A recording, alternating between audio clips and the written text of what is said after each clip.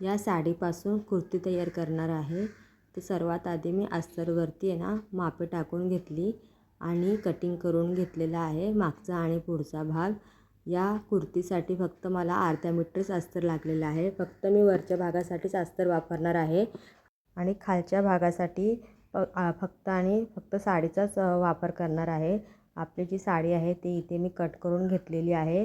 त्याची उंची आणि रुंदी तुम्ही पूर्ण व्हिडिओमध्ये बघू शकता.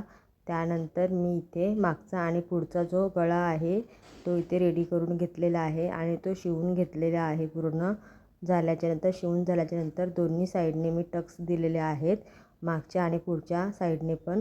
ते झाल्याच्यानंतर जो आपला खालचा भाग होता त्याची वरच्या बाजूने चुन्या घेतलेल्या आहेत आणि ते जॉईन केल्याच्यानंतर पूर्ण जे वरचा आणि खालचा भाग जॉईन झाल्याच्यानंतर इथे फिटिंग करून घेतलेलं आहे मी कुर्तीची. फिटिंग झाल्याच्यानंतर तुम्ही बघू शकता फायनली लुक कुर्तीचा